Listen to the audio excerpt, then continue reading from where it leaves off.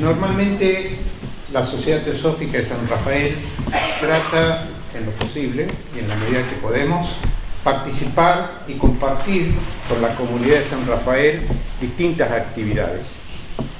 Es que así también hacemos partícipes a las distintas organizaciones gubernamentales, sociales, y ante una presentación que hizo la Sociedad Teosófica en San Rafael al Consejo Deliberante de la Sociedad de San Rafael, de la Municipalidad de San Rafael, por resolución interna del Consejo Deliberante número 5479, en su parte resolutiva, no vamos a leer los considerando, dice: artículo primero, declarar de interés social y cultural la actividad programada por la Sociedad Teosófica en San Rafael a cargo del doctor Pablo Sender, procedente de Ojai, California, Estados Unidos, entre el día 17 y 21 de abril de 2019. Todo conforme a lo dispuesto mediante ordenanza 12.585, artículo 12, y esta es la resolución del Consejo Deliberante de San Rafael, también dándole la bienvenida a Pablo a San Rafael. Entonces, ya lo dejo con él. Esto es para Pablo.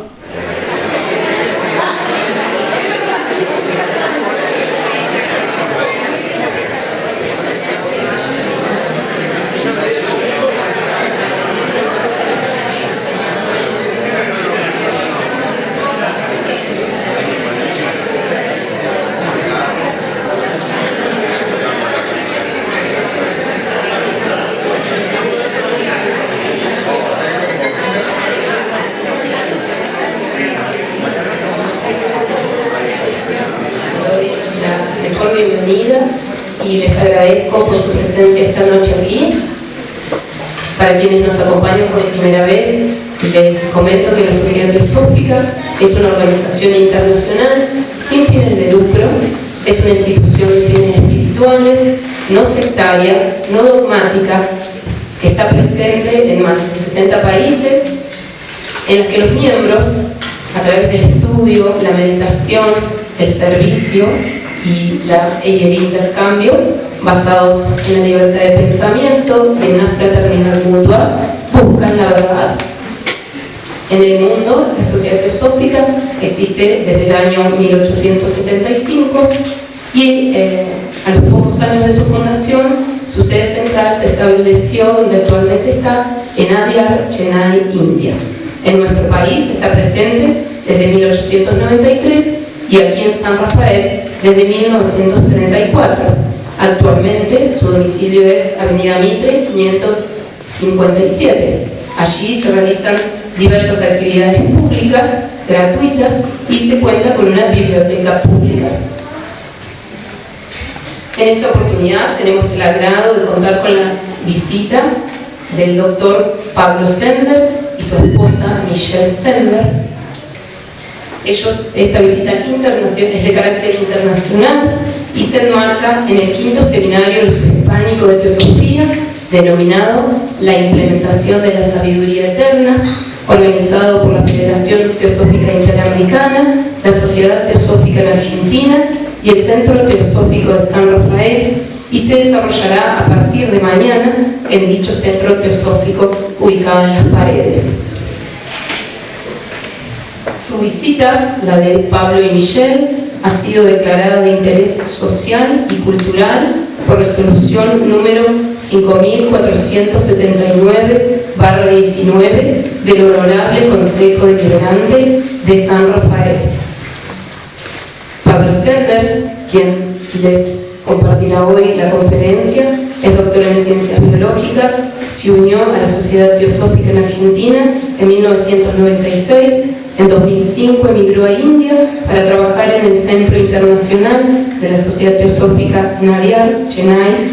Luego de 2 años viajó a los Estados Unidos, donde trabajó en el Centro Nacional de la Sociedad Teosófica en Wheaton, Illinois.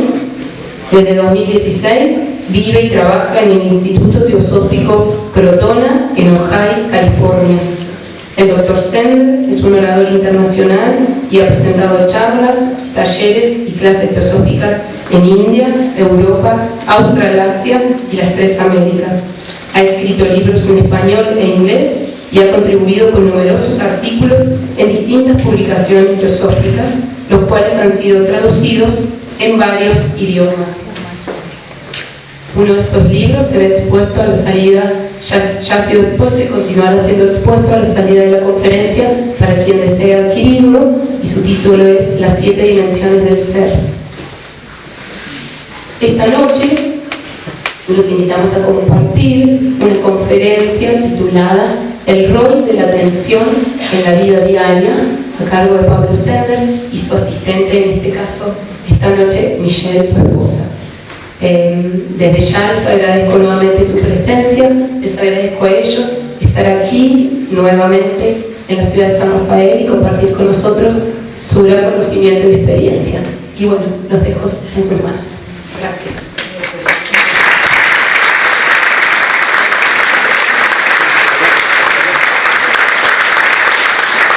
Les pedimos por favor que apaguen o silencien sus celulares. Muchas gracias.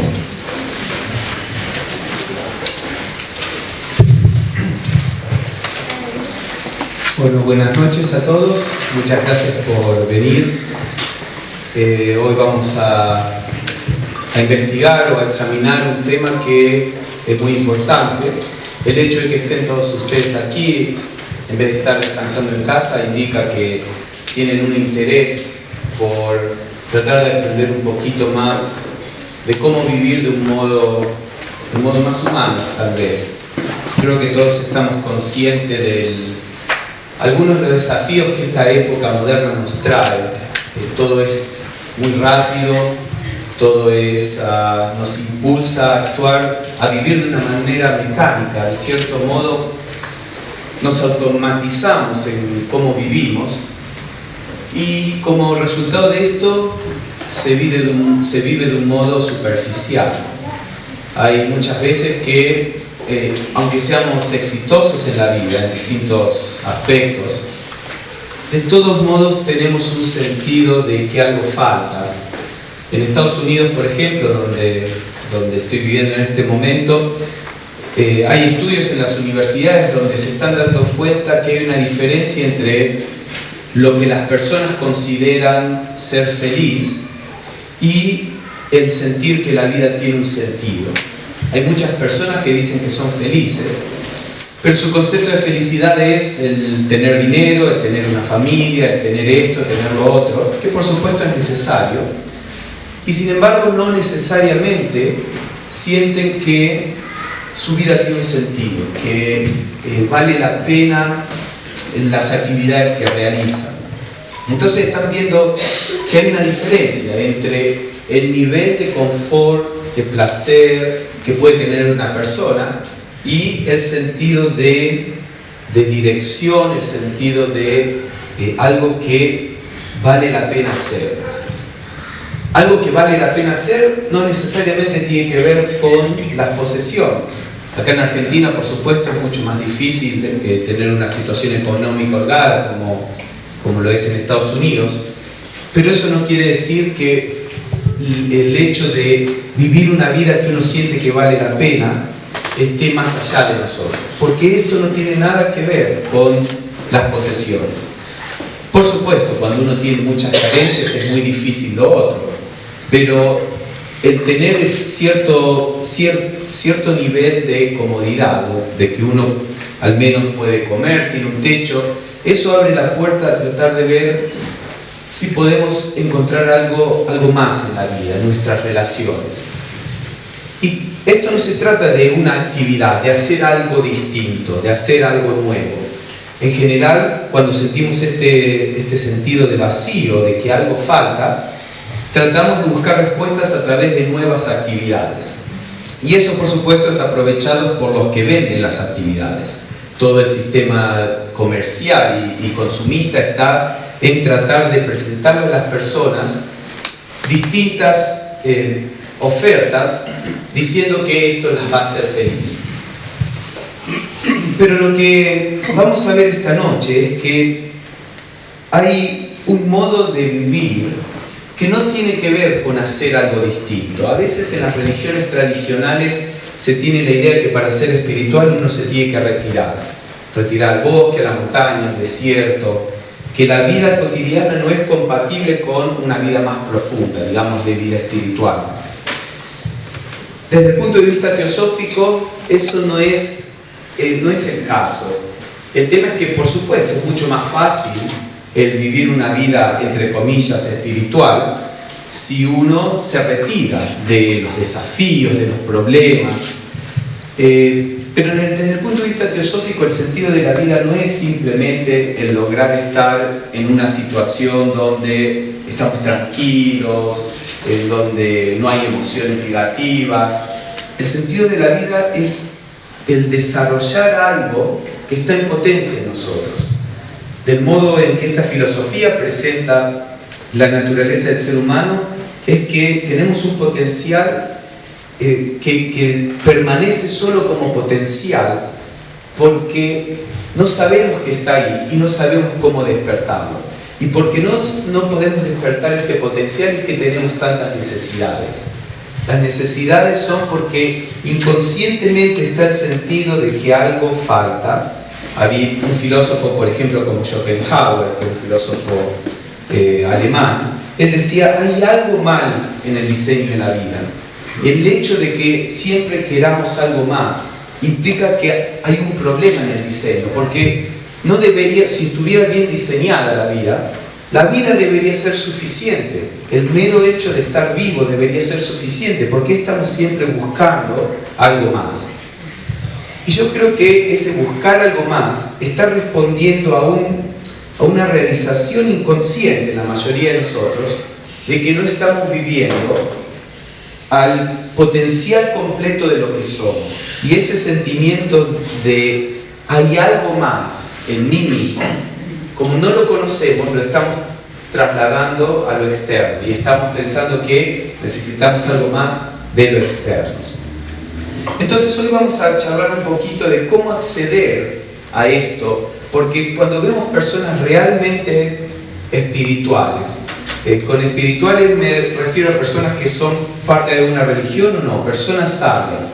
Algo que es característico de personas sabias es que independientemente del medio ambiente, estas personas sabias tienen un sentido de equilibrio, un sentido de apreciación y de contento, independientemente de lo que suceda afuera. Por supuesto, hay actividades o situaciones que pueden producir cierto nivel de dolor y sufrimiento, otras actividades pueden producir placer, pero estas personas han tocado algo que les permite posicionarse en un estado que está más allá del dolor y del placer. No que no lo sienten.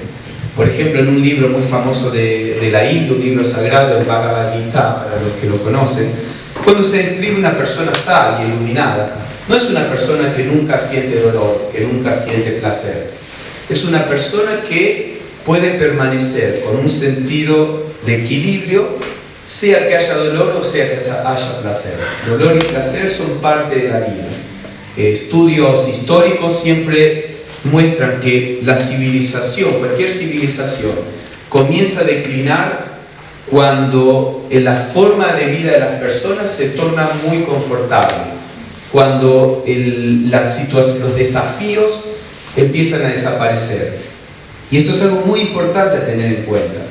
Creo, en mi opinión personal, y siempre desde la sociedad teosófica lo que proponemos es simplemente nuestro entendimiento, esto no se da como autoridad y se los ofrece a ustedes para que ustedes son inteligentes y que trabajen con esto y lleguen a su propia visión. Pero a mí me parece que lo que observo en mí mismo y en otros es que el dolor es parte importante de la vida. Por supuesto no en un extremo, nada en un extremo es bueno, ni dolor en un extremo, ni placer en un extremo. Pero a veces incluso uno escucha desde la psicología que uno tendría que rodear a los niños de un ambiente perfecto, que si no tienen conflictos, que esto, que lo otro, y que se desarrollan como personas sanas. Y en realidad no es lo que vemos en la práctica. En general, personas que crecen en este ambiente sobreprotegido, son personas que no son fuertes, que no tienen confianza. Cierto nivel de desafío es necesario. Y yo menciono esto frecuentemente porque en la espiritualidad moderna muchas veces el mensaje es: si vos sos espiritual, todo va a estar bien. No hay dolor, no vas a tener enfermedad, vas a tener todo lo que quieras. Y yo creo que eso no solo que, de nuevo, mi opinión es incorrecto, sino que es una trampa. Es una trampa que no nos permite vivir plenamente. Estamos siempre huyendo de una mitad de la vida, que son las situaciones difíciles. Pero es a través de las situaciones difíciles que podemos empezar a despertar esa potencialidad interna. Entonces vamos a ver ¿de qué estamos hablando cuando hablamos de esta potencialidad interna? En general, cuando enfrentamos la vida, las distintas situaciones de la vida, vemos en general uno de los niveles de acción es el nivel físico. Digamos, cuando hay un problema, una de las formas de responder al problema es haciendo algo, tratando de solucionarlo, o saliendo a correr, o me siento que no tengo energía y me quedo en la cama. Hay un nivel físico de respuestas a los desafíos de la vida. Hay algunos desafíos que necesitan una respuesta física, especialmente esto era el caso de personas que viven en la naturaleza. Por supuesto, gran parte de su actividad es sobre cómo enfrentar el medio ambiente, cómo relacionarse con el medio ambiente. Con el avance de la tecnología, de la cultura y demás, el aspecto físico, excepto si tenemos campo, que acá es muy común, pero en las personas que viven en las ciudades, en el mundo cada vez más y más personas viven en las ciudades, el aspecto físico empieza a ser de menor importancia. Y hay otro aspecto, otro nivel de respuesta, que es el aspecto emocional. Y fíjense que parece como que en épocas anteriores, cuando las personas tenían muchos más desafíos físicos, da la impresión, porque es algo que uno puede estudiar, aunque no lo vivió personalmente, pero da la impresión que había menos problemas emocionales o mentales. Es como que la respuesta física consumía la mayor parte de la energía y de la atención. A medida que lo físico se hace más confortable, empezamos a mirar más a lo emocional.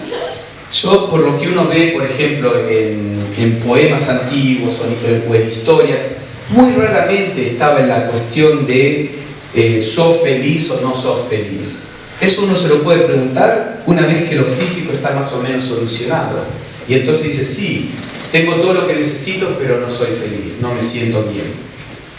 Ahora que esa parte, esa lucha con la parte física, como decía, es menor, empezamos a prestar más atención a lo emocional y también a lo mental. Entonces tenemos muchos de nuestros problemas están a ese nivel en esta cultura. Entonces, pero bueno, uno de los niveles de respuesta a la vida es emocional, reacción. Algo sucede, se generan emociones y las emociones me hacen reaccionar. Las emociones tienen una fuerza muy poderosa. A veces pensamos, debería hacer esto, pero no lo hacemos hasta que nos enojamos, o hasta que nos enamoramos, o hasta que se genera un deseo. En esta etapa evolutiva de la humanidad, la visión teosófica en general propone una visión evolutiva, no solo a nivel físico, sino también intelectual y espiritual. En este proceso de evolución de la conciencia de la humanidad, estamos en una etapa donde lo emocional nos moviliza. Pero, como todos sabemos, la inteligencia que la emoción tiene no es una inteligencia similar a la física o a la intelectual o a la espiritual, como vamos a ver. Las emociones nos dan una información de lo que está sucediendo en el medio ambiente y reaccionan de una forma similar a lo que se está recibiendo. Entonces, puede que yo ame a una persona, pero si esa persona está siendo agresiva, la tendencia de la emoción es a reaccionar a nivel agresivo, sin tener en cuenta el contexto de amor, por ejemplo. Cuando uno está en el nivel emocional, uno simplemente siente lo que está viniendo de afuera. Y por supuesto, por esta razón, muchas de los movimientos religiosos tratan de silenciar a la emoción, porque uno ve que tiende a causar desorden. Muchas veces hacemos algo guiados por las emociones que no elegiríamos una vez que la emoción no está ahí. También de un aspecto positivo, cuando hay una crisis, mucha gente arriesga su vida de modo que no lo haría cuando no está la crisis, ¿no? Actúa para los dos lados. Pero en nuestra vida diaria podemos ver cómo si el que comanda mi acción es el nivel emocional, muchas veces eso produce dificultades. Ahora, hay otro nivel de respuesta a la vida que es el nivel mental. En el nivel mental tratamos de ver cómo solucionar algo. Tratamos de intelectualizarlo, racionalizarlo. Y acá también, a veces, desde cierto punto de vista, a veces la mente puede ser un poco mejor guía que las emociones, en el sentido de que la mente puede ver un contexto un poco más amplio, pero por supuesto, si el contexto es simplemente intelectual y no se toma la información que están trayendo las emociones, muchas veces la respuesta es igual de inadecuada, en otra forma, pero es completamente inadecuada. No hay compasión, no hay empatía, etc. Pero bueno, no hace falta que nos detengamos en esto. Lo único que quiero señalar es que hay otro nivel de respuesta que es el intelectual o mental. ¿Qué voy a hacer? ¿Cómo soluciono esto? Nos sentamos, pensamos, diseñamos un plan, tratamos de llevarlo a cabo. Y estos son los tres niveles de respuesta que tenemos normalmente. Y el mundo que tenemos hoy es el resultado de tratar de afrontar las situaciones desde estos tres niveles. Y por supuesto hay muchas cosas buenas en el mundo y al mismo tiempo hay mucho caos. Entonces la cuestión es, estamos condenados a este caos, porque en un momento durante la época de la iluminación en Europa, después de la Edad Media y la Edad Oscura, estaba la idea que la mente va a solucionar todo. Los problemas son porque no estamos educados, porque no tenemos información, porque no utilizamos nuestra mente. Y si vemos el mundo actual, los que están destruyendo el mundo, y no es una cosa de señalar, sino en general, no es la persona que no está educada, no es la persona que roba un auto, o la persona que mata a otra persona. Estos problemas son muy locales y muy pequeños, o por supuesto que son, no es que lo justifiquemos, pero si se fijan, los problemas del mundo están producidos por todas las personas altamente educadas, científicos, políticos, economistas, empresarios. Entonces es claro que la mente por sí sola no puede solucionar los problemas del mundo. Tenemos un desarrollo inmenso. Podemos ver el comienzo del Big Bang, unos microsegundos antes de que el Big Bang, o después que el Big Bang empezó. Podemos detectar partículas subatómicas que duran nanosegundos. Nanosegundos es una cosa que no podemos imaginar y las podemos detectar. Y sin embargo, no sabemos cómo solucionar conflictos, cómo solucionar la guerra, el hambre o en nuestra propia familia, nuestra relación con nuestros seres queridos. Entonces, hay algo más que se necesita. Si no hay nada más en el ser humano, estamos condenados a esto. Pero ¿es esa la situación o hay algo más? Desde el punto de vista teosófico hay mucho más en el ser humano, muchísimo más, cosas que son mucho más poderosas. El problema es que como humanidad no la hemos descubierto. En general, si uno ve desde el principio de la humanidad, hay seres humanos que han despertado estas facultades. Por ejemplo, en la Edad Media, digamos, la mayoría de las personas no era educada. La idea de una actividad intelectual era para pocos. Incluso no hace muchos años, si un hijo le decía al padre no quiero trabajar, voy a ir a estudiar, el padre no podía comprender qué es lo que iba a hacer, eso era una pérdida de tiempo. Y nosotros estamos ahora en un estado similar. Hay muchas personas individualmente, desde el principio de la historia humana, que han encontrado algo distinto dentro de ellos, que trae una cualidad, la vamos a ver esta noche, que es distinta de todo esto. Pero como humanidad en general, nunca se nos educa sobre esto, no tenemos ni idea, no se nos educa en nuestra familia, no se nos educa en la escuela, en la universidad, pero está ahí. Entonces, la función de organizaciones espirituales o religiosas serias es el tratar de difundir esto, porque esto no es una creencia, algo que está allá, que bueno, cree en que hay algo más y vas a ir al cielo, vas a tener esto. Esto es algo totalmente experimentable, es algo que tiene que ver simplemente como el paso de lo emocional a lo mental. Existe este otro paso también, que es el paso a lo que podemos llamar intuición.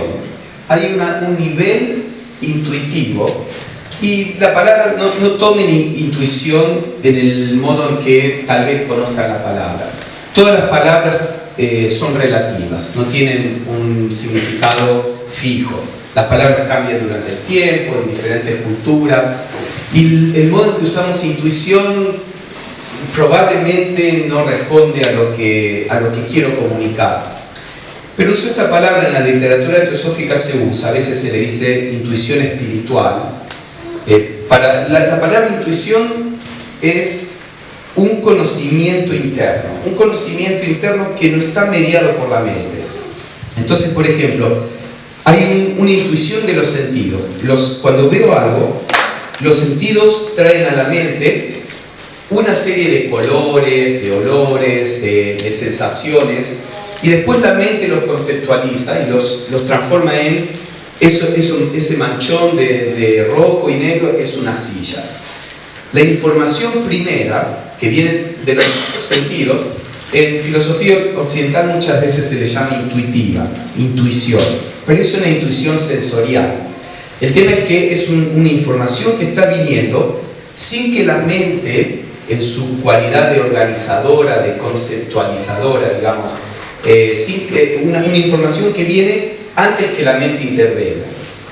En la literatura teosófica, lo que se propone es que hay también una fuente de información por el momento, vamos a ver qué significa, en la cual la mente no está involucrada como fuente de información. La mente puede que lo transforme en un concepto, pero la fuente de este tipo de información viene de un estado que está más allá de la mente. Por ahora lo quiero dejar vago y general, ya vamos a ver ejemplos a lo que me refiero. El tema es, lo que estoy proponiendo es que hay un nivel, una facultad dentro de cada uno de nosotros que puede traer una nueva forma de relación conmigo mismo, relación con la vida, a medida que la vamos desarrollando.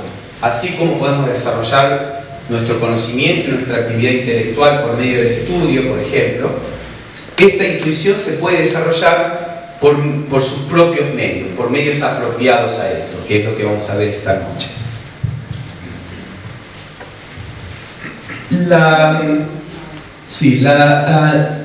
Hay varias formas de desarrollar esta intuición. En lo que nos vamos a concentrar esta noche es en lo que estoy llamando atención. Y también vamos a tener que definir qué significamos con atención. Hay dos tipos de atención. Digamos que está lo que podríamos llamar atención es la habilidad de estar percibiendo algo. Por ejemplo, podemos estar despiertos, conscientes, pero si no estamos prestando atención a algo, no lo notamos. Entonces, atención es la capacidad de estar presente, no solo percibiendo cuando vamos manejando un auto, llegamos al lugar donde íbamos, y si nos ponemos a pensar, tal vez en ninguna parte del camino estuvimos realmente atentos. Obviamente estábamos conscientes porque no nos chocamos ningún auto, estábamos despiertos, sabíamos dónde ir, dónde doblar, pero no estuvimos atentos. Entonces la atención no es simplemente el estar consciente, podríamos decir que es el estar presente. Ahora, hay distintas formas de atención. En esta época, la mayoría de nuestra atención es lo que estoy llamando intelectual. ¿Qué significa? Significa que cuando estamos presentes, percibiendo algo, nuestra mente está constantemente reformando o dándole forma a lo que estamos percibiendo afuera. Los científicos en este momento están descubriendo que el cerebro fue diseñado no para mostrarles la realidad. Esto es lo que dicen los científicos. El cerebro no fue diseñado para mostrarles la realidad, sino para seleccionar cosas de la realidad y mostrarles un pedacito. Dicen ellos, es como los iconos en la computadora. Cuando ustedes ven una carpeta ahí, no es que haya una carpeta, es una forma que la computadora les muestra para que ustedes puedan visualizar dónde está la información. La información es información eléctrica de unos y ceros, de electricidad viniendo o electricidad que está apagada. Pero la computadora, para que ustedes se puedan relacionar, les muestra iconos. Entonces ellos dicen, nuestro cerebro nos está mostrando iconos. ¿Y qué clase de realidad nos está mostrando el cerebro? La que es necesaria para la supervivencia física. Lo único que está interesado el cerebro es en su supervivencia física. Entonces, por ejemplo, si nuestro cerebro viera, en vez de ver la luz visible, viera el calor, como hay animales que lo hacen, el sentido de separación, el sentido de frontera, de límite entre mí y los demás, es mucho más difuso. Pero al cerebro no le interesa eso. Tenemos que saber cuando un león viene y tenemos que escapar. El cerebro le interesa mostrar la separación, mostrar todo lo que es necesario para preservar el cuerpo físico. Y eso es perfecto en el reino animal, está bien en la humanidad primitiva, pero a medida que empezamos a desarrollar algo más profundo, una cultura más profunda, empieza a generar problemas graves, como los que tenemos en nuestra humanidad. Entonces, ¿qué pasa? Esta atención intelectual no nos está presentando el mundo como es, sino como lo queremos ver. Y por eso hay interpretaciones de la realidad. Estaba leyendo un artículo donde incluso en la parte legal, más y más la gente que está trabajando con la parte legal están diciendo lo que los testigos ven es completamente... uno no puede confiar en lo que los testigos ven, porque estamos tan condicionados que incluso en hechos objetivos tenemos completamente distintas percepciones. Entonces están empezando a dejar de lado el testigo, la idea del testigo. Y bueno, todos lo podemos ver en la vida diaria. Si ustedes observan su mente, van a ver que está la tendencia a interpretar el mundo de determinada forma, con una determinada tendencia. Todos o siempre me rechazan, o siempre me quieren engañar, o siempre me persiguen, o lo que sea. Siempre estoy solo, lo que sea. Y podemos observar que hay situaciones en las que participan distintas personas y la experiencia de esa situación puede ser completamente distinta. Entonces, por ejemplo, un ejemplo de esta atención intelectual. Si ustedes no saben árabe, lo que ven ahí son unos trazos, es un dibujo, trazos sin mucho significado. Como no tienen un concepto de qué es esto, son simplemente unos trazos. Ahora traten de ver esta letra como simplemente trazos, sin ver una B ahí.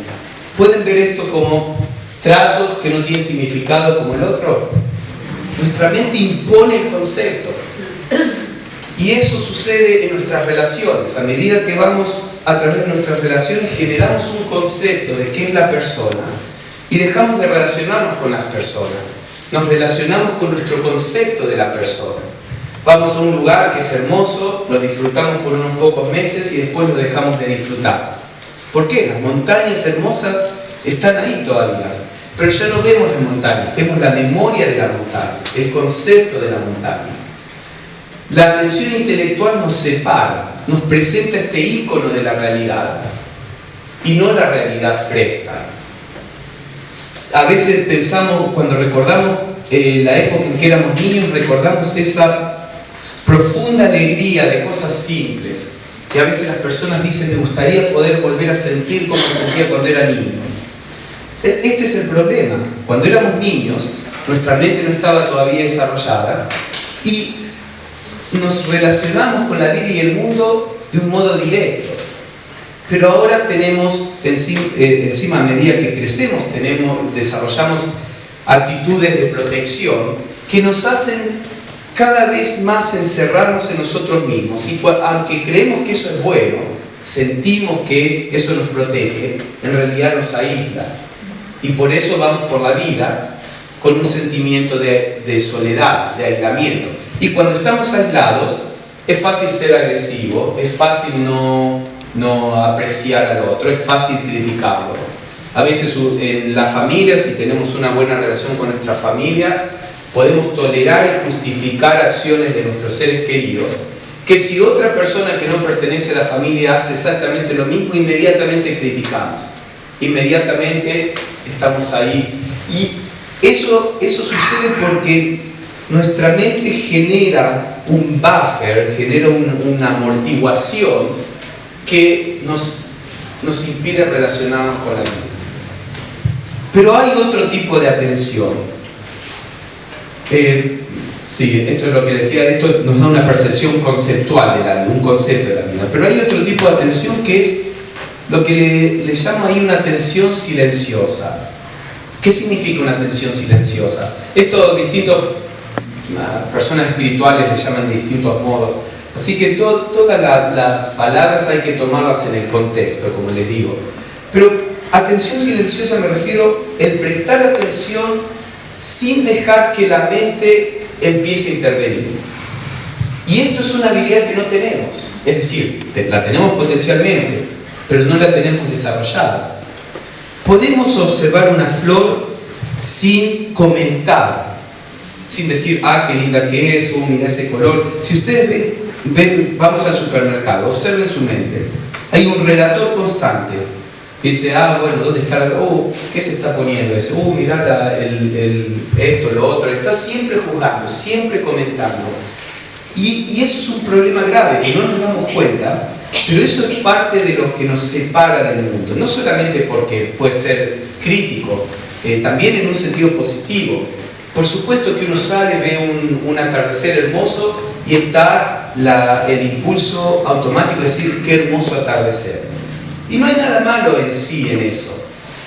El problema es que podemos observar algo sin ponerle una etiqueta, sin juzgarlo, sin conceptualizarlo. No tenemos esa habilidad. Lo que tenemos que hacer es desarrollar la habilidad. Una vez que desarrollamos la habilidad podemos elegir decir qué hermoso atardecer o simplemente contemplarlo en silencio. El tema es que tenemos que tener la habilidad de simplemente observar, sin ningún tipo de etiquetamiento, de conceptualización. Ustedes pueden ver, por ejemplo, si se quedan mirando su mano, o cualquier cosa, supongamos la mano, por un tiempo largo, y si pueden calmar la mente y concentrarse en la mano, después de unos minutos empieza a verse como algo muy extraño. Es una cosa que salen unos apéndices de ahí. Cuando el concepto de mano se cae, empezamos a ver la mano como algo desconocido, como algo nuevo. Por supuesto no hay valor en particular en ver la mano así, pero a lo que me refiero es que cuando uno hace eso, empieza a ver cómo hay un tipo distinto de atención. Y este tipo de atención, como vamos a ver un poco más tarde, es esencial para empezar a despertar este tipo de percepción más intuitiva. De la atención intelectual tenemos una percepción conceptual. Toda percepción conceptual es condicionada por mi educación, mis experiencias. Por ejemplo, estábamos con unos amigos y uno de nuestros amigos cuando era chiquito había tenido un problema con perros. Y cada vez que veía perros, inmediatamente asumí una situación de respeto, de cuidado. A mí nunca me pasó nada con los perros. Yo veo un perro y no me pasa nada, es un perro. Entonces pensaba, el hecho es el mismo, pero dependiendo de nuestra experiencia, nos condiciona cómo nos relacionamos con el hecho. En otras cosas, basado en mi experiencia, mi memoria, mi educación, tengo otras actitudes condicionadas que mi amigo no tiene. Entonces, ¿cómo es esto? ¿Somos esclavos de este condicionamiento pasado o podemos relacionarnos con el mundo de un modo más fresco? No es que no tenemos que tener memoria, pero hay una forma de mirar, una forma de estar atento, en donde eso es información que uno la nota y se puede dejar de lado. No, es como que en general el pasado son como anteojos de colores que tenemos constantemente puestos. A medida que vamos desarrollando la habilidad de prestar atención pura, después podemos conceptualizar. Muchas veces es necesario conceptualizar, y eso está perfecto, pero muchas veces no es necesario conceptualizar. Entonces somos como un auto en que el motor está constantemente acelerando. No es que el motor no tiene que acelerar, pero el motor tiene que acelerar cuando es necesario. Cuando no es necesario, se frena. En nuestro caso, nuestra mente está constantemente conceptualizando. Entonces tenemos que desarrollar esa habilidad de dejar de conceptualizar cuando no es necesario y conceptualizar cuando lo es. Vamos a ver los distintos tipos de respuesta que salen de estos diferentes niveles que les decía. El primero es el de la reacción inconsciente. Cuando reaccionamos desde nuestras emociones, en general no somos conscientes. Por supuesto, somos conscientes en la medida en que estamos despiertos, pero no somos conscientes en el sentido de realmente darnos cuenta. Simplemente reaccionamos. La emoción está manejando el vehículo y nosotros hacemos lo que la emoción quiere. Existe una segunda opción, digamos, de acción consciente, en donde uno elige. Uno elige, se puede sentir la emoción, pero uno elige no reaccionar de ese modo. En general lo hacemos en circunstancias más extremas. Cuando el reaccionar puede significar que me echen del trabajo, tal vez tengo suficiente poder de voluntad para no reaccionar. Lo reprimo y después se produce una enfermedad física, pero lo reprimo. Y muchas veces no podemos ni siquiera hacer eso. Pero el tema es que la acción consciente es cuando empezamos a tratar de, con nuestra mente, ordenar nuestra reacción. Ahora, como la psicología sabe, en general nos movemos entre estas dos posibilidades. Si reaccionamos, no estamos reprimiendo, pero es muy difícil relacionarse con nosotros. Si estamos siempre reaccionando emocionalmente, es difícil relacionarse y eso produce desorden. Si no reaccionamos y tratamos de controlarlo, eso produce represión. Y sabemos que la represión, de un modo u otro, nos enferma. ¿Hay alguna salida? En general en la psicología, por supuesto hay muchas escuelas, pero la psicología tradicional, bueno, por ejemplo acá en Argentina el psicoanálisis es muy famoso. El psicoanálisis es como una válvula de escape, donde uno puede dejar salir toda esa presión. Si la persona tiene cierto nivel de autoobservación, tal vez si el analista tiene cierta experiencia, se puede producir incluso algún tipo de resolver algún problema. Pero en general es más como una válvula de escape. Y estamos siempre entre reacción o represión, expresión sin ningún tipo de control o la represión. Bueno, lo que estamos proponiendo esta noche es que hay una tercera opción que no está en el radar de la ciencia, la psicología común, y que es la de una acción intuitiva. Y vamos a ver qué significa esto. Esta acción intuitiva viene de esa intuición que decía, esta facultad que está más allá de la mente. Cuando digo más allá, estoy hablando en categorías, digamos, simbólicamente. Pero es la fuente de acción no es una reacción emocional, la fuente de acción no es una decisión mental, la fuente de acción es algo que está más allá de esto, que ahora vamos a ver un poquito más en detalle. ¿Qué pasa? La reacción emocional, inconsciente, es espontánea. Algo pasa, espontáneamente uno reacciona. La próxima, la acción consciente, es controlada. La espontaneidad aparece y la mente dice no, o sí, o trata, se interviene. La acción intuitiva también es espontánea, pero esa espontaneidad es muy distinta. Porque las dos cosas son espontáneas, muchas veces se confunden en la espiritualidad moderna. Parece como que esta acción intuitiva es dejar fluir el niño interior, no te reprimas, haz lo que quieras. No, eso no es tan simple. En general, lo que estamos diciendo es volver atrás al punto de reacción espontánea, inconsciente, emocional. Vemos que la mente genera problemas, pero la solución no es volver atrás a un estado premental. Lo que se requiere es avanzar y trascender la mente a un estado transmental, más allá de la mente, no de volver. Es muy fácil volver atrás y decir yo no me reprimo, fluyo, pero eso en realidad es un paso atrás. La acción intuitiva también es espontánea. En la acción intuitiva la mente no está tratando de controlar las cosas, pero tenemos que aprender a posicionarnos en ese nivel de acción. De lo contrario, estamos simplemente reaccionando emocionalmente. Ahora, la reacción emocional en general genera conflicto externo y no demasiado conflicto interno. Uno se descarga. En la reacción emocional, la culpa siempre la tiene el medio ambiente, el otro, el trabajo, el jefe. Todos tenemos un poco de estas distintas niveles de acción. Algunas personas están muy focalizadas en uno o en el otro, pero cuando hay esa reacción espontánea en general, la cuestión está en el exterior, produce conflicto interno. Ahora, al momento en que empezamos a tratar de controlar la reacción, el conflicto se traslada adentro, es un conflicto interno. Quiero reaccionar de este modo y empiezo a entrar en guerra con mí mismo para no reaccionar de ese modo. Esta es una etapa difícil porque estamos, como les estaba diciendo, es como que antes la guerra con lo exterior es mucho más fácil, son ellos contra nosotros. La guerra interior es mucho más difícil, pero parece ser parte del crecimiento. Por supuesto que cuando somos niños se solo reacciona, a medida que crecemos empezamos a entrar en la otra etapa. Ahora, esta etapa debería ser una etapa de transición en la que nos movamos lo más rápido posible para llegar a la próxima etapa en donde no hay conflicto. Con no conflicto no quiero decir que no hay dificultades.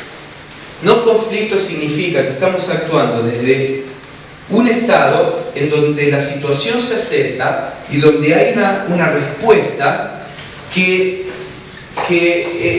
ni reprime ni expresa en forma irrefrenada las emociones, que ya vamos a ir viendo. Yo les estoy tratando de mostrar todo el mapa, digamos, toda la foto, y después vamos a hablar más qué es esta acción intuitiva. Ahora, la reacción espontánea produce cierto desorden en el medio ambiente, todos lo sabemos cuando reaccionamos, etc. La acción consciente puede generar cierto orden, pero es un orden que está impuesto y que es muy frágil.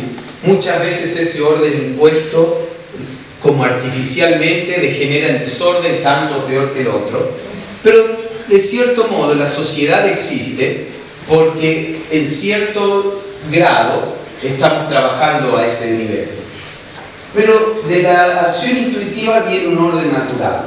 Que de nuevo, no estoy diciendo la idea de que si yo actúo desde la acción intuitiva, entonces todo el mundo va a cambiar para que sea como a mí me gusta. Este orden natural es una cuestión es la respuesta correcta, y la respuesta correcta puede solucionar el problema o no. Pero está este sentido por ejemplo, llueve, sacamos un paraguas, la respuesta es sacar un paraguas y vamos con la lluvia. La respuesta correcta no va a ser que pare de llover. Pero uno sabe cuál es la respuesta correcta y acepta las circunstancias. Está lloviendo, voy con un paraguas. En las otras es como el salir sin paraguas, entonces nos mojamos y nos enfermamos, o el estar luchando contra la tormenta y tratando de frenar la tormenta y frustrado de por qué la tormenta no termina. El orden natural es la respuesta apropiada, que implica muchas veces aceptar algo que no es placentero. Pero si estamos realmente actuando desde este nivel, placentero y no placentero son cosas secundarias, no es lo más esencial de la situación. Todos conocemos esto. Cuando nuestro bebé está llorando a las 2 de la mañana, no es placentero levantarse, pero uno se levanta y lo hace. Y bueno, por supuesto, en algunos momentos uno lo hace lleno de amor, en otros momentos no tanto. Pero existe la posibilidad de hacer cosas que no son placenteras con un sentido de amor, o con un sentido de esto es lo que tengo que hacer, lo que quiero hacer, esto es parte, aunque no sea placentero. Bueno, el problema es que en la mayoría de nosotros eso pasa en momentos especiales. Cuando nos enamoramos, entonces hay algo especial que nos hace hacer cosas que después es más difícil. O cuando tenemos un hijo, o especialmente si queremos tener un hijo, está muy relacionado con deseos, cómo se manifiesta en la mayoría de nosotros. Pero uno puede aprender a acceder a esto con un orden de una forma natural y que sea más parte de nuestra vida. Entonces, por ahí, desde cierto punto de vista, es como una U, el desarrollo, la evolución. Desde la reacción inconsciente, que parece espontánea y que no genera conflicto interno, vamos a la acción consciente, que parece ser más complicada, porque ahora estoy en guerra conmigo mismo y porque genera un montón de otros problemas. Y después uno vuelve al estado de espontaneidad, al estado de no tener conflicto interno. Pero esa acción intuitiva, como decíamos, tampoco tiene conflicto externo, tampoco tiene esa falta de control. Entonces muchas veces vemos que en nuestro crecimiento se da un poco así, salimos de un estado. Esto es como la parábola del hijo pródigo. El hijo pródigo estaba en la casa del padre, en un momento decide que él quiere conocer la ciudad, se va de la casa del padre y experimenta la ciudad y sufrimiento y placer y pérdida y ganancia. Y en algún momento conscientemente se da cuenta, lo que yo quiero, lo que más quiero es estar en la casa del Padre. Y vuelve, y parece como que está donde estaba al principio. Pero ahora hay un crecimiento distinto, ahora el mundo sigue estando ahí, pero no lo tienta porque hay una experiencia. Entonces, en este momento estamos en el mundo en un estado de caos. La grieta está en todas partes, en todos los países. Agresión, pelea. Estamos saliendo de ese estado donde tal vez las relaciones eran mejores porque no había posibilidades de expresarse como hay ahora, porque no había tanto conocimiento de lo que está pasando, porque vivíamos en pueblitos chiquitos aislados y estamos en el medio de la batalla. En algún momento, si somos inteligentes pronto, si no somos inteligentes un poco más tarde, en algún momento vamos a decir: suficiente, no se puede vivir así, esto no tiene sentido, esto no lleva a ninguna parte, y volvemos a un modo de vida que parece ser similar al anterior, pero hay una experiencia ganada donde esto viene de la sabiduría. Antes nacimos en ese tipo de relación, ahora lo elegimos porque la sabiduría nos lo muestra. Entonces, la atención silenciosa, veamos. ¿Cómo trabajar con esto? Lo primero es más fácil comenzar con el mundo externo. Tenemos que empezar a entrenar esta actividad. Entonces, por ejemplo, vayan a una plaza. Caminen por la plaza y traten de observar todo en silencio. Lo primero que va a pasar es que van a ver que no lo pueden hacer, a menos que ya hayan estado practicando esto. Pero van a ver ese relator que tenemos en la mente. Ah, mira ese árbol, las hojas, ¿qué le pasa? Ese árbol se está muriendo. Esa persona la conozco, está constantemente así. Entonces al principio uno los ve los pensamientos, no se preocupen, no se frustren, no reaccionen. Es una cuestión más de dejar de lado. Vemos eso y en vez de engancharnos, lo dejamos de lado. ¿Lo vemos? Ok. Y quedamos en silencio. Por ahí nos vamos a dar cuenta después de 5 minutos de haber estado pensando en algo. Bueno, en vez de 10 minutos, pensamos 5 minutos. Y cuando nos damos cuenta, lo dejamos de lado. Y comiencen a entrenarse en tratar de observar el mundo externo con esa atención silenciosa. Si no podemos hacer esto con el mundo externo, va a ser mucho más difícil hacerlo con aspectos mucho más personales e íntimos, que es necesario, como vamos a ver. Entonces, este entrenamiento es fundamental. cuando lavan los platos, cuando limpian la casa, cuando sacan el perro a pasear, digan, este es mi entrenamiento espiritual. Voy a hacerlo con una atención silenciosa. Y elijan cualquier rutina en su día y digan, acá es cuando practico esto. Van a ver también que a medida que uno lo hace, no se cargan cosas en la memoria. Si se fijan, caminen por el parque y cuando terminan, traten de recordar qué cosas recuerdan. Y van a ver que lo que recuerdan son los juicios o etiquetamientos que hicieron. Esto es muy importante porque cuando uno experimenta el mundo con atención silenciosa nos quedan cicatrices psicológicas, memoria. No memoria factual, por supuesto que uno sabe dónde, pero van a ver que es distinto. Esa cuestión que se empieza a acumular, que genera resentimiento, que genera condicionamiento, es generada por el pensamiento. Cuando uno está caminando, por ejemplo, en el parque, silenciosamente uno percibe todo, lo percibe incluso más vivamente.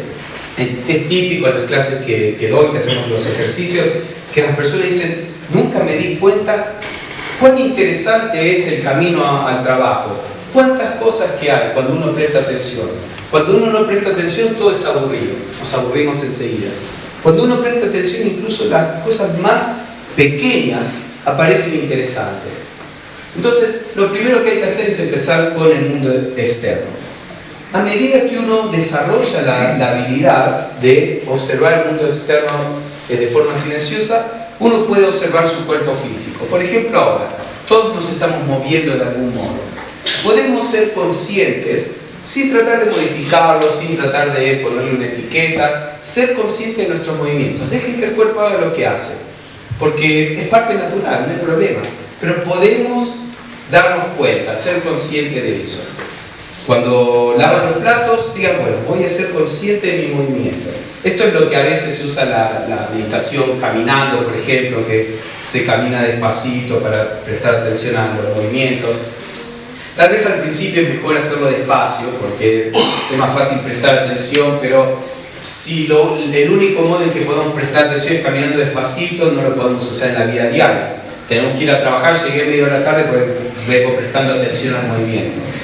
Al principio puede ser necesario, pero tratemos de incorporarlo en nuestra vida cotidiana, como el cuerpo se mueve, presten atención. El cuerpo es como la transición desde lo externo a lo interno.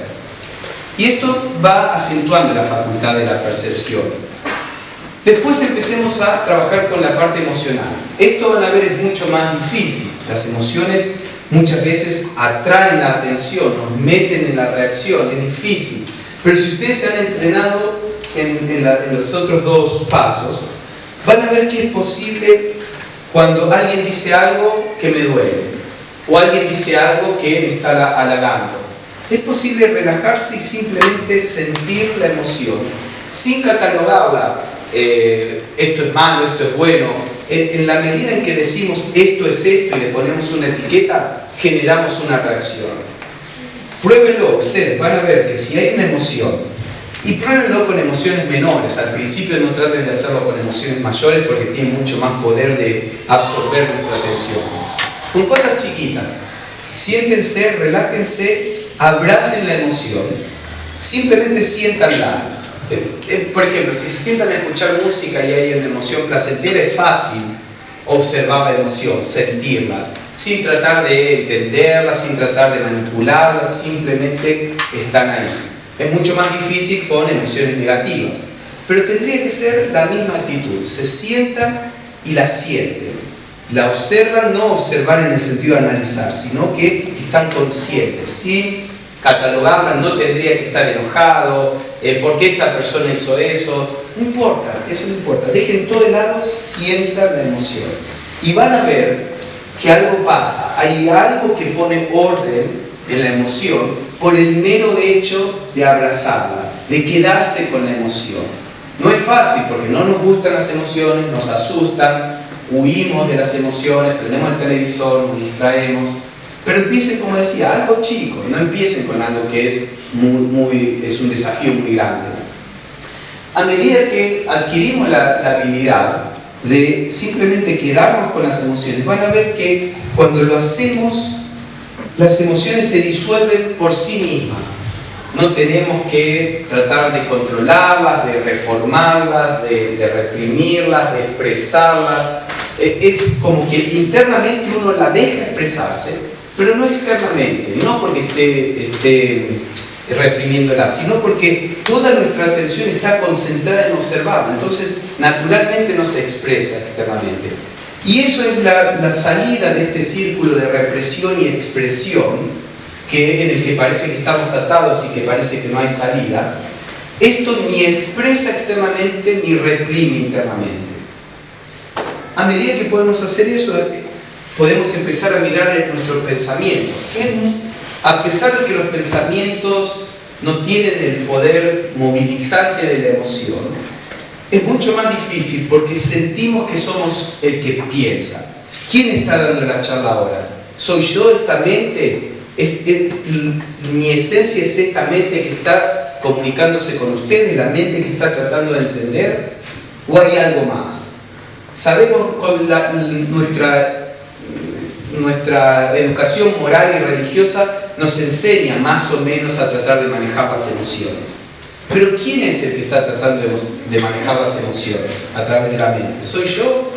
Si yo soy la mente, entonces, cuando quiero dejar de pensar, tendría que ser capaz de dejar de pensar.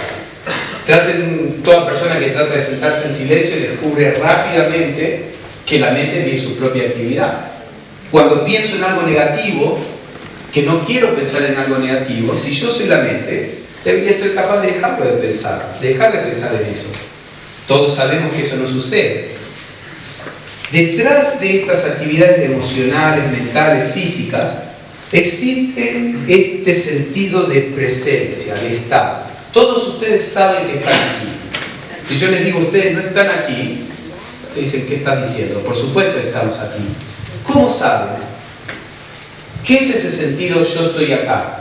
No es que tienen que pensar, no se están repitiendo constantemente yo estoy acá, yo estoy acá, yo estoy acá. No está basado en el pensamiento. Si se pudieran quedar en silencio completo, quietos, sin emociones, sin pensamientos, ¿desaparecen?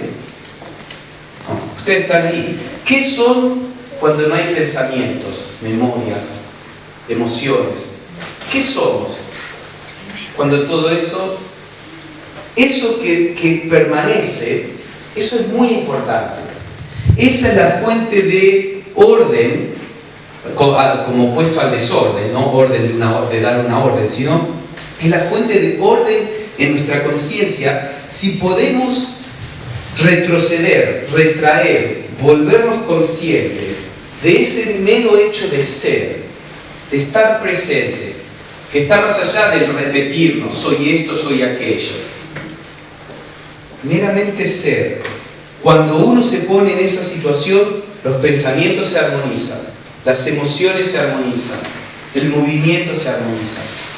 No porque lo estemos produciendo, hay un orden intrínseco en estar conscientes de meramente ser. Y eso es lo que tenemos que practicar. Una vez, es muy sutil, es muy difícil al principio percibirlo, porque este sentido de ser está como muy pegado al pensar, al sentir, a hacer. Entonces tenemos que ir gradualmente desarrollando la capacidad de elevar nuestra atención, de nuevo, una atención silenciosa, que no pone etiquetas. Si ustedes miran con una atención que pone etiqueta, no van a poder salir del nivel mental. Que de hecho está bastante bien, es mucho más de lo que la mayoría de las personas hacen, pero todavía estamos dentro del mundo del conflicto y las soluciones parciales. Pero a medida que aprendemos a prestar atención silenciosa, sin intervenir, vemos algo de un modo puro, como es. Entonces el próximo nivel aparece, que es la habilidad de percibir esta presencia pura.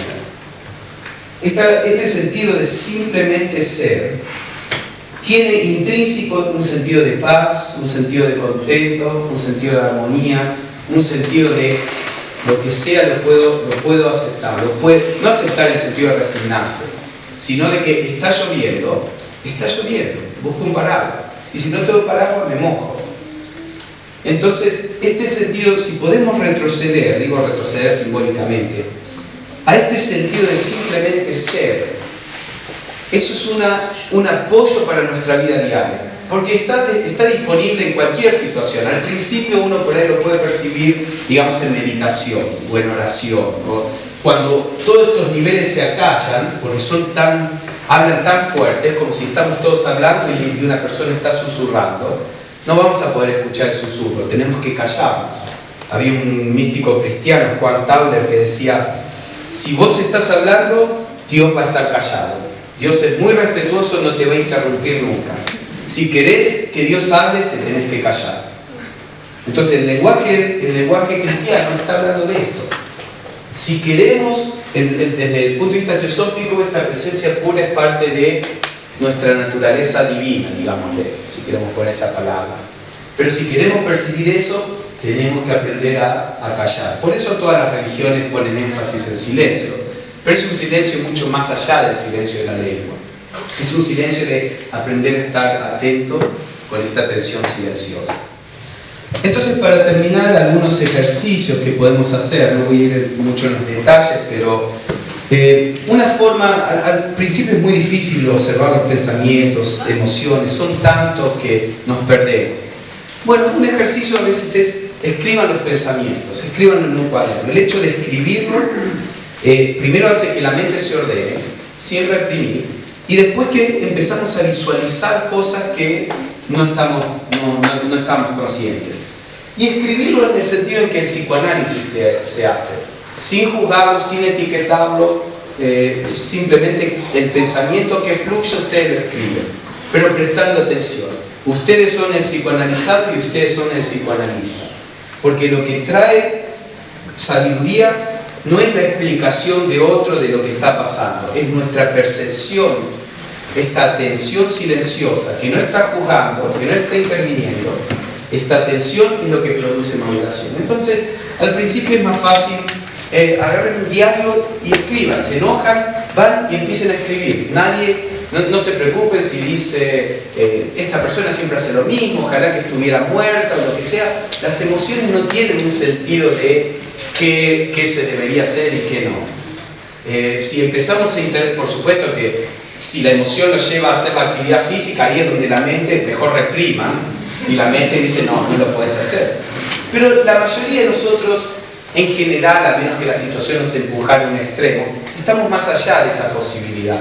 No tengan miedo, dejen que eso se exprese porque internamente o en el papel, porque esa atención silenciosa va a solucionar el problema de un modo mucho más profundo que decir yo no debería estar pensando esto. No son ustedes el que piensa eso. Ustedes nunca elegirían una palabra agresiva, una persona que ama. Nunca son ustedes, la esencia de ustedes que hace estas cosas. Siempre son las emociones, la mente. Entonces lo que están haciendo es corriéndose. Si yo quiero ver lo que está acá, me tengo que ir para atrás, tengo que salirme de ahí para poder verlo. Cuando ustedes están observando sus pensamientos y emociones, en ese mero hecho se están saliendo de ese nivel y están entrando en el nivel de la atención pura.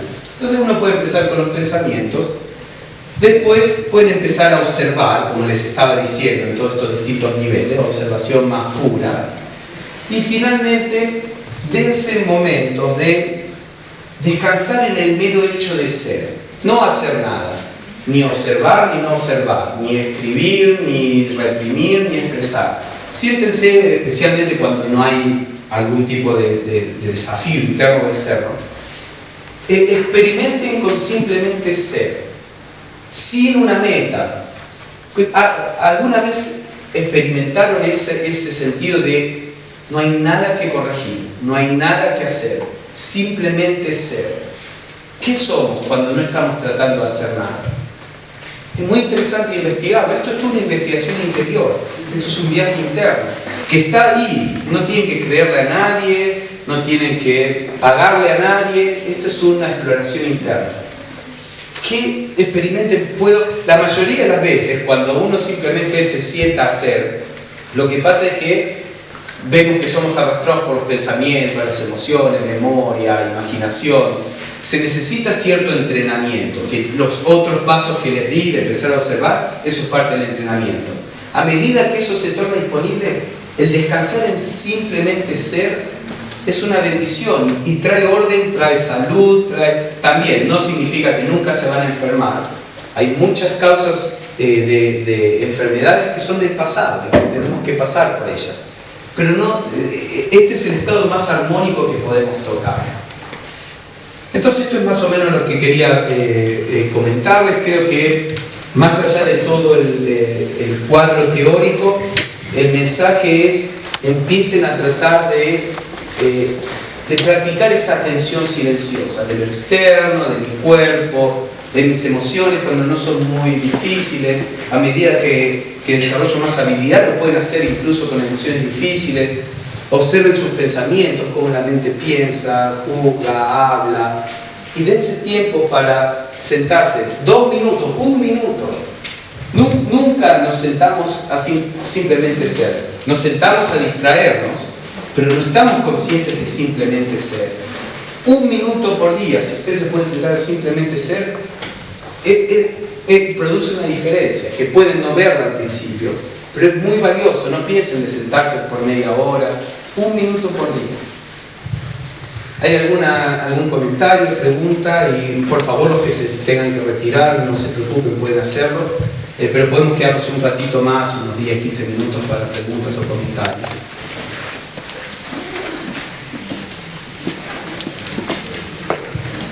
Sí. ¿Qué va a ir pasando con esa mente que habla todo el tiempo si nosotros no le prestamos atención? ¿Qué va pasando con esa mente que habla todo el tiempo? Si no le prestamos atención, muchas veces deriva en distintas formas de neurosis, que todos en esta cultura tenemos de un modo u otro. Además, la mente nos condiciona, inventa historias, interpreta: no me miró bien esta persona, estará enojado conmigo, ¿qué le hice? Saben ese chiste de una persona que se le rompió el auto en la ruta y al medio de la noche hay una sola casita, 2 de la mañana, y la persona va y está pensando: pero esta persona que me va a abrir la puerta a esta hora, y la persona le abre la puerta y dice: sí, ¿qué quiere? Y ya estaba todo enojado y dice: pero váyase, y lo insulta. Y fue todo en la mente. Nuestra mente hace eso un montón. Entonces, cuando no la observamos, las cosas de las que no nos damos cuenta, somos esclavos de las cosas de las que no nos damos cuenta. El primer paso para ser libres no significa libres de que no lo vamos a tener, sino que tenemos la posibilidad de elegir distinto. El primer paso para esa libertad es el darnos cuenta de las cosas. Entonces, cuando uno empieza a observar todo este proceso de autoconocimiento, espontáneamente empieza a darnos más herramientas. Y si observamos la mente empieza a calmarse más. En general, siempre hay como un fluir lento de pensamientos. La naturaleza de la mente es producir pensamientos, como la naturaleza del mar es producir olas. Ahora, el problema es que nosotros estamos constantemente generando oleadas con el viento de nuestra ignorancia de lo que somos, con nuestra actividad mental. Estamos siempre agitando el océano. A medida de que comenzamos este proceso de observación, entonces las olas son tranquilas, hay un fluir natural, y desarrollamos la habilidad de que cuando hay que estar silencioso, cuando tengo que prestar atención a algo, la presto. Cuando no hay nada que pensar y hay un hermoso, estamos en lugares hermosos y no le prestamos atención, vamos a casa y nos compramos un CD con ruidos de la naturaleza, que no le prestamos atención cuando estamos en la naturaleza. Entonces uno, a medida que observa esto, tiene la posibilidad de estar más en contacto.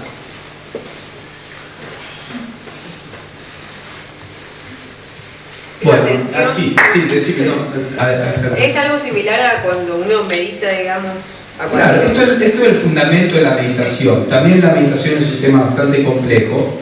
A veces meditación es simplemente una técnica que puede producir una cosa o la otra. Pero este es el fundamento de la meditación, esta exploración interna. La meditación en su aspecto más profundo no es una técnica. Las técnicas nos pueden ayudar aquí y allá, pero la meditación es este viaje interno para descubrir lo que somos, porque ese descubrimiento no es simplemente un concepto. Si queremos descubrir lo que somos conceptualmente, podemos estudiar cualquier filosofía espiritual. Cuando digo descubrimiento es el darnos cuenta que esto es lo que somos, ese darnos cuenta que no es intelectual, es una realización en el sentido de que a medida que entendemos, yo no soy las emociones, yo no soy los pensamientos, un espacio empieza a crearse. Por supuesto, emociones, pensamientos son parte de nosotros, pero sí, esto es el fundamento de la meditación. Esa mente que te habla y te juzga, ¿sería el ego? Claro, esto todo en psicología moderna y en la espiritualidad moderna muchas veces se le llama el ego. El ego es un error, el ego es una idea errónea. El ego es la idea yo soy mi mente, mis emociones, mi cuerpo. Cuando descubrimos esa presencia pura detrás, desaparece el ego, no en el sentido de patológico que muchas veces en la psicología se ve, porque no es que destruimos el ego, es que trascendemos el ego. Entonces hay emociones, hay pensamientos, hay acciones, pero mi respuesta no está completamente determinada por ellas. Entonces si alguien me contradice mi pensamiento, me doy cuenta que está contradiciendo una idea. Yo soy mucho más que la idea. Está bien. La otra persona tiene la libertad de pensar lo que quiera. No es necesario sentirse atacado. Entonces, el ego se puede disolver. Si pudiéramos disolver el ego, seríamos una sociedad muchísimo más sana. Y disolver el ego no significa no pensar, no sentir, no actuar. Significa hacerlo con total libertad. ¿Alguien por ahí? De golpe tenemos varios, sí. A los niños, ¿cómo sería un modo simple de enseñarles? Sí, con los niños uno tiene que empezar algo muy simple, como por ejemplo observar la naturaleza. Me acuerdo con mi hermana, una vez era chiquita y estaba pisando las hormigas, una hilera de hormigas y iba pisando las hormigas. Tenía 2 años o algo. Entonces le digo, vení, vamos a ver las hormigas, miremosla de cerquita. Y entonces uno ve una llevando la hojita, luchando por llevar la hoja y otra. Entonces, el hecho de relacionarse con las hormigas. Después le dije, a ver, ahora pisar las hormigas. Y no las quería pisar, porque uno estableció una relación. Entonces, parte de eso es el establecer una relación. O íbamos caminando y uno camina y flores, nunca las ve. Entonces, le decía, vayamos caminando por esta cuadra y cuando lleguemos al final, ¿cuántas flores viste? Distintos colores. Cosas así sencillas, como más de juego, pero creo que básicamente es tratando de estimular la cuestión de observar, la cuestión de... Y después los niños tienen mucha imaginación, uno también lo puede usar para tratar de que imaginen cosas lindas, porque los niños están desarrollando la emoción, el ego es necesario desarrollarlo primero, no se puede trascender algo que uno no desarrolló. Entonces, no es que uno tiene que tratar que el niño no desarrolle un ego, pero puede dar herramientas que en el futuro van a ayudar a que la persona pueda ir más allá. Sí. Dentro del ser humano siempre existe el hábitus, ¿no es cierto?, en donde uno se ha creado, ¿no? Ese hábitus, con el control mental, uno lo puede el día de mañana superar, porque generalmente ante un estado de conflicto reacciona, y ahí aparece el hábito. Entonces, por ahí no sé si eso en algún momento se puede superar o siempre está latente. No, en general, todo esto es un crecimiento muy gradual. Pero lo que pasa es que empezamos a reaccionar a menos cantidad de cosas. A las cosas que reaccionamos, comenzamos a reaccionar menos fuertemente. Y en general nuestro nivel de reacción disminuye. Siempre la vida es una gran maestra y cuando uno sabe álgebra le trae cálculo. Entonces, cuando ya dominamos algo, siempre la vida va a traer un desafío nuevo. Porque lo que la vida está interesada no es en que es como una madre. Uno no está, por supuesto que quiere que el hijo sea o la hija sea felices, pero no está interesado en que la hija o el hijo lo único que hagan es jugar. Lo manda a la escuela, el hijo no quiere ir a la escuela, lo sufre, pero uno sabe que para ser una persona plena, la educación es parte del desarrollo. Entonces, la vida es lo mismo. La vida está tratando de ayudarnos a que despertemos esto otro que es tan trascendente comparado con la pequeñez de nosotros mismos que conocemos, que a medida que eso se despierta, todos los sufrimientos y dificultades valen la pena. Entonces siempre va a haber en la vida situaciones que nos hacen reaccionar. El problema no es la reacción. Trabajamos con la reacción que esté en el momento. Acá no es una cuestión de orgullo, yo estoy más allá de la reacción, no, somos todos seres humanos, trabajamos con la reacción del momento, pero en general uno va viendo que, como decía, las reacciones tienden a ser menores, menos fuertes, etc. Sí. Pablo, nos acercamos a la hora de finalización. Bueno, dos más, acá y allá atrás, sí. Considero que todo individuo debería tratar diariamente de estar un poquito de tiempo consigo mismo. El hecho de estar consigo mismo significa que tiene que aislarse hasta de su propio cuerpo. Entonces debe hacer una relajación primero para luego adentrarse y poder comenzar a tratar de completar los objetivos que usted Déjeme que repita eso porque no se puede escuchar de allá. Entonces la idea es que considera que un individuo tiene que tener momentos para estar consigo mismo y aislarse del medio ambiente, incluso de sus propias reacciones. Y si puede redondear porque tenemos una pregunta más. Y eso lo va a llevar a lo siguiente. No me digas quién eres si no sabes quién fuiste ayer a la distancia. Buscaste alrededor, nada encontraste. Olvidaste buscar dentro de tu alma.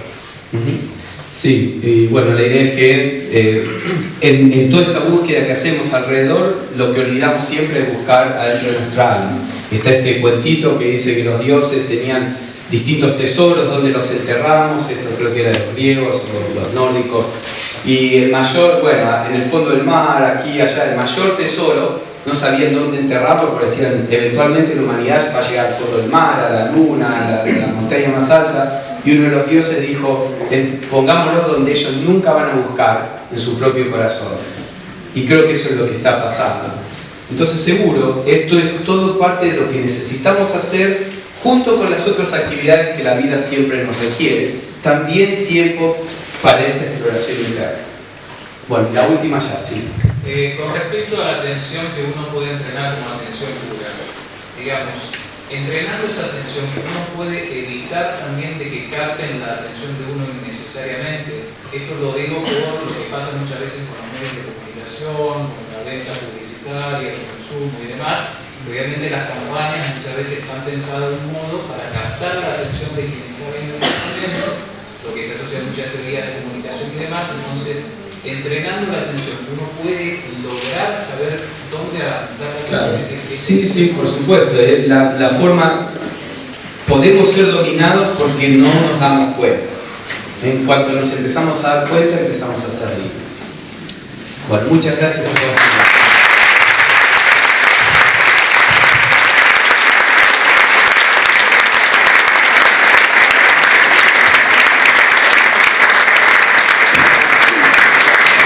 Bueno, agradezco nuevamente en nombre de la Sociedad Teosófica la presencia de ustedes aquí esta noche y muy especialmente la oportunidad de compartir sus experiencias y conocimientos de Pablo y Michelle.